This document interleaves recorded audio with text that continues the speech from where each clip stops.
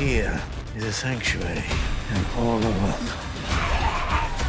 We can bait him, get him to tell me where my son is, and kill him. Episode 3 of Dead City just came out early on AMC+. I just watched it and I'm about to review it for you guys, give you my first overall reaction, my first impressions. But before I do that, you should consider subscribing. I talk about the Walking Dead universe all the time on this page, but I also do TV show discussions, trailer reactions, movie discussions, and I talk about survival horror video games a lot. But anyway, let's get into the episode. There will be some spoilers here. This isn't going to be a play-by-play though. I'm not going to talk about every little thing. I'm just going to talk about the things that I like, the things that I disliked, and my biggest takeaways. But yeah, we are officially 3 episodes into Dead City, or more specifically, we're halfway through the first season. This was probably my favorite episode so far, because I feel like the first episode could have been an outlier, an anomaly, and I feel like episode 2 was also good, but 2 things are a coincidence, but 3 things are a pattern. So with this 3rd episode, it makes me realize that I think this show genuinely, truly will have great character arcs, great writing, and just great production value as well. Because they're not skimping out on showing the New York City skyline, which is something that I thought they were going to do.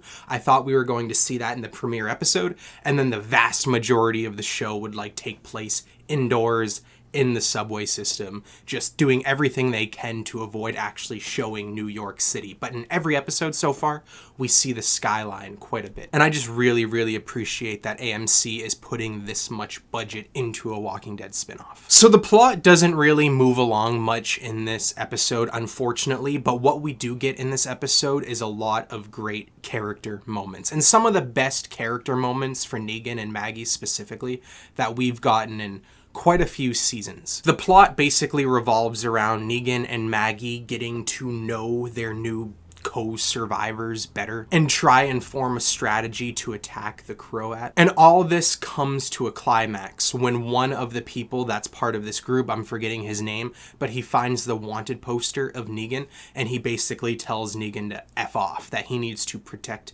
his fellow survivors, his community, the people he sees as family. And at this point in the episode, Negan also has people that are depending on him, people that are looking at him to help them. So they get in a scuffle and Negan accidentally kills this guy. And this is some great drama. This reminds me of season 2 of The Walking Dead drama. And this also kind of reminds me of season 9 drama, where season 7 and season 8 of The Walking Dead had horrible writing. Everybody knows that. But with season 9, the drama started to feel realistic again, at least a little bit. It reminds me of when those people at Alexandria were picking on Lydia and then Negan accidentally killed one of them. And I remember being so excited when I watched that episode because the drama felt real.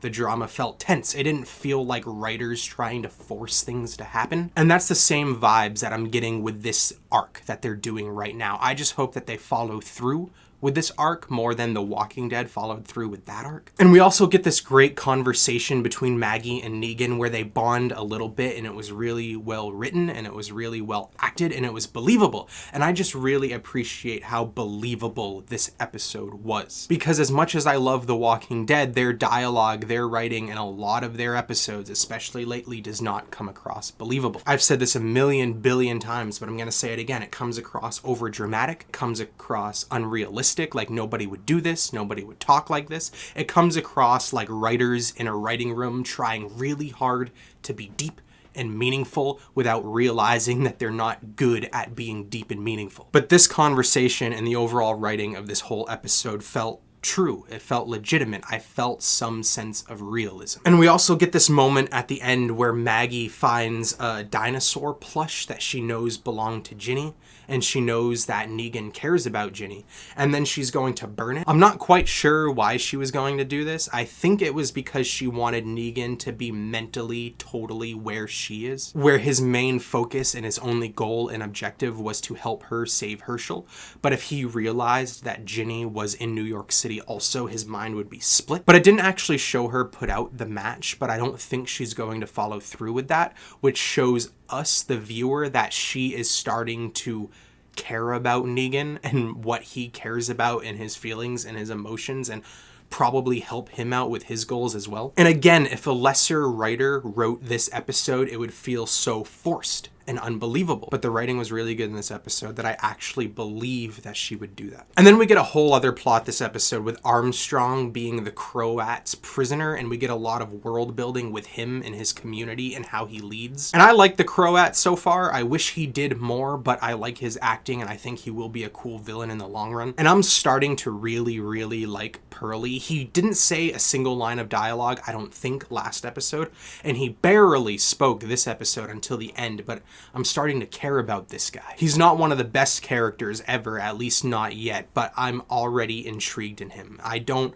get annoyed when a scene focuses on him. However, there was one moment that just felt cheesy and generic, and it's when the Croat is eating a steak and he realizes it's rotten, and then he does generic villain thing and kills his own person that's there. And like, we get it, he's unhinged, he's crazy, he'll kill his own people, his people are afraid of him, like, we get it. I just wish they found a way to show us that in a more creative way. But anyway, there's my quick and brief thoughts on the newest episode of The Walking Dead, Dead City, titled People Are a Resource. Have you watched the episode yet? If you did, what did you think about it? Let me know in the comments. And once again, consider subscribing, and thank you for watching, especially if you watched this far.